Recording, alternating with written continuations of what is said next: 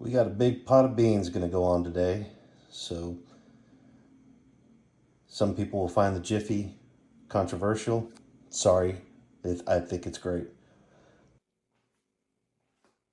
All right, we're going to start with making the beans that I showed you earlier. I soaked a pot of beans overnight. Got a shallot. Normally you wouldn't necessarily put shallots in there, but I have them left over, so I'm like, yeah, I'm going to use it up. So what I'm going to do is just kind of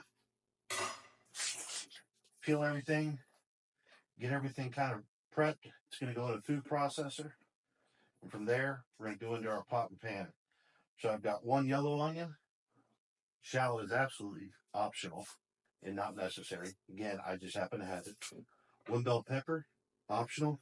I just happen to have it. And I know that's not done, but it's close. See how I'm cutting that? Easiest way to get through it and keep that membrane out. So again, this is going in a food processor, so I don't have to cut it down very far. I'll cut it into a little bit bigger chunks, and then we'll get back to that part here shortly. The easiest way to clean out a jalapeno, take your knife, go along the side, you'll get the meat, not all the seeds and membrane. You won't waste all the pepper. Also makes it easy when you want to go. It makes small chunks. It's already in strips for you, like that. I don't want these like that. So I'm going to get these rough cut, and we'll see you back at the Cuisinart. So big chunks is kind of all I'm looking for, but not huge. Because again, these are about to go in the Cuisinart. See you over there. All right, so here we are at the Cuisinart. I've got my one onion going in. Pieces falling. 4 jalapenos, 1 bell pepper, and I've got pretty good amount of garlic. I want this pretty garlicky. I'm not using regular sausage. I'm using andouille because it's left over from a crawfish boil that wasn't used. So, what is it, 3, 6, 9, 12, about 15 or so garlic cloves. That'll saute down. Just get all that in. I've got one bunch of cilantro in there that's been cleaned. Just pulled the tops off, threw the bottoms of the stems away. And we'll put the top on, obviously. And make sure you have some oil, either olive oil or whatever. There's some sprayer buddy of mine showed me on Amazon. And I love this thing because you can either spray, pop the top, and pour. And I like the spray function a lot. So I'm going to start with a pulse, just a little bit, just down a little.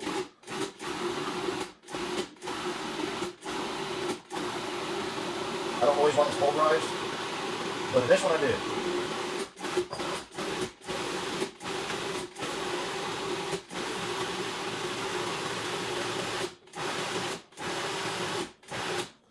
A lot of times I'll leave it real chunky.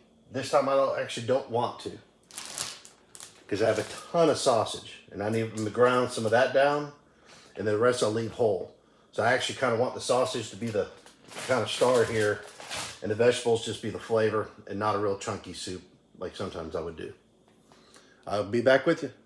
All right, you notice all I did was empty it out. I left all the vegetables are in there. I want the flavor. I don't want to lose it. There's no reason. So I'm taking about half the sausage, and I'm gonna pulverize that, make it small pieces. And I didn't use a lot of jalapenos because the andouille's got a little heat to it itself.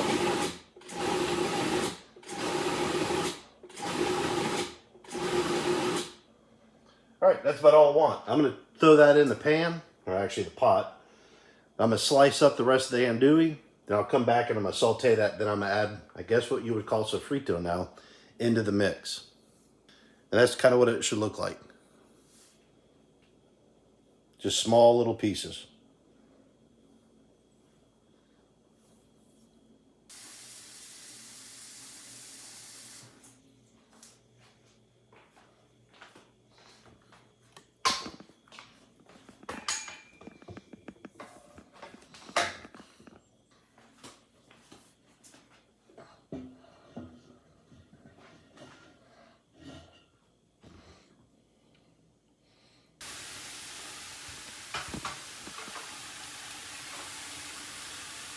Got that butter down there melting.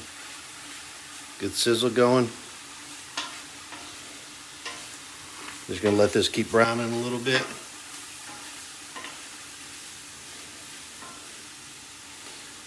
Definitely gonna be some good stuff. So everybody, I smoked a chicken a couple nights ago, and I had some left over, and I was like, well, if I'm cleaning out the fridge, getting rid of some vegetables so they don't go bad, using up some beans that my neighbors didn't think they'd ever really use. I've got a friend that loves beans in general, so, and she's pregnant, so figured I'd get her some. Let's just go ahead and use up this smoked chicken so it doesn't go bad. And it was delicious. But we had made ribs, stir fry. We kind of had a little buffet of different things. I'm not going to put the skin in. I may save it later and crisp it up. Not going to tear it too much because it's going to cook for quite a while. When I tell you it was good, it was good. That'll be my piece. And somebody's probably going to say something about how much I did or didn't clean the chicken off. I don't care. It's going to be good. And I'm not trying for perfection. I'm trying for it to be rustic. That's all I care about. That's all I want right there. I'll be back with you. So that chicken's in there now. Get that in there. Get that all nice and stirred in. Not a whole lot, but it'll change the flavor just enough. It'll be a little surprise when you eat it. I think I've got that about where I want it. So now, sorry I had to look while I was doing that. I'm gonna try that andouille. Good andouille. I only have two hands, so you have to excuse my steadiness, but there go the veg.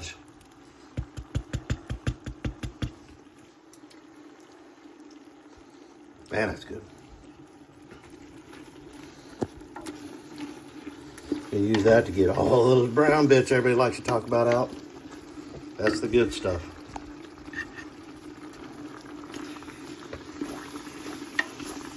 All those brown bits will come out just from liquid.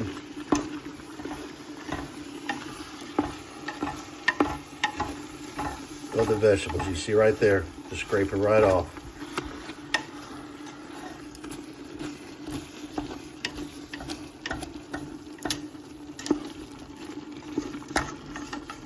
And that is how you get the brown bits. That's also why you don't always thaw your vegetables immediately with your proteins. So I found some tomatoes. Just gonna put those in. Again, I'm just trying to clean out my refrigerator, and I'm making a big pot. Cutting around these aroma tomatoes, cutting around. I don't want all those seeds, they'll get bitter. I don't care if I waste any, these are kind of going, only got a couple days probably on them anyways. I'm going to rough chop these, throw them in there. That'll be it. Then we'll season her up. So everything's in there, tomatoes in there now, looking fantastic. I think it's time to throw some seasoning in there. So first of all, I'm just going to add a little bit of pepper. Probably about, not that way. Call it about 2.5 tablespoons. Now I apologize, I do not have the labels made for this yet. You see this is a big, about 3.5 gallon pot. I don't have my label made for this yet, but this is my Beasley's mix up. So I'm gonna add 1, 2, 3, 4, you can't see that, 5, 6 tablespoons. I may add a little more later, but for now, that's what I'm going with. Try to get the beans in there and able to taste it a bit. But it's already got chili powder, cumin, a few other things. A couple chilies you wouldn't expect. Man, that smells delicious. I want to just eat that. Put that on some bread. All right, I'm about to come back in with the beans, and then we're going to go to simmer. I won't see you for about an hour and a half, 2 hours. All right, I just added 3 pounds of soaked beans. I let them soak overnight. Make sure you clean your beans, check them for rocks. I know that sounds funny if you've never done it. Sometimes you will find rocks in your bags of beans. I soaked them overnight, makes them a little easier to cook.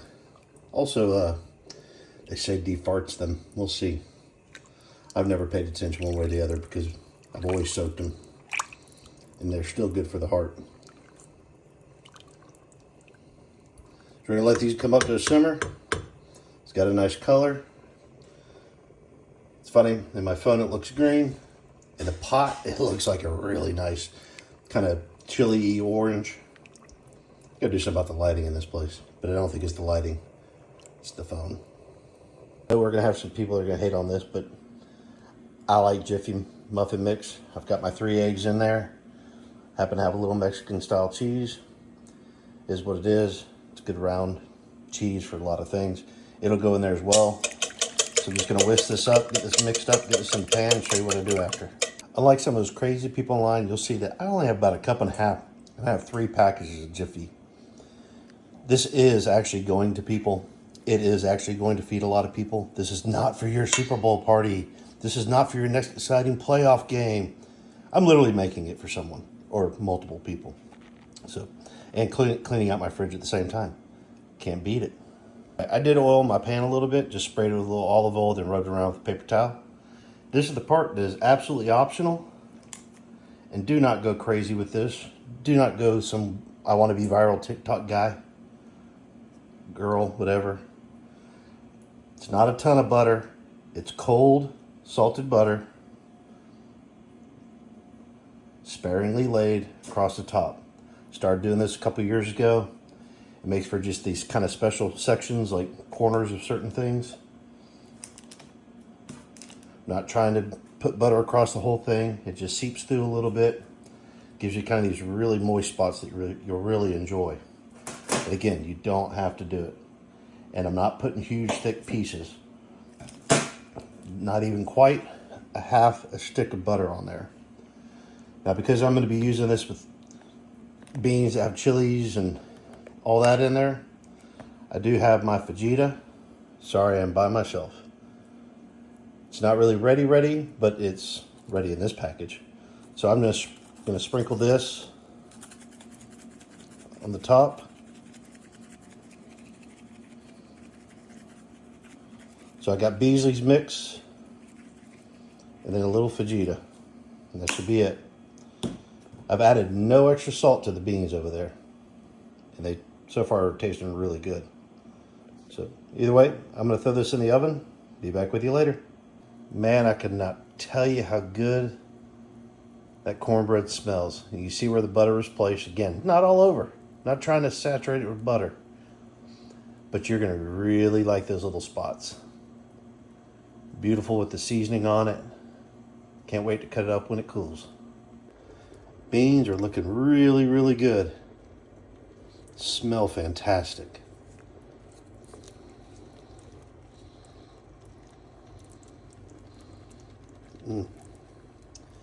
Can't wait to try them. I have tried the sauce, the juice. It's really good. I have not added any extra salt. I did add 2 more tablespoons of the Beasley's mix-up. So far, that is all it is needed. And as the water cooks down, it'll get a little stronger as well. So I'm not adding any right now.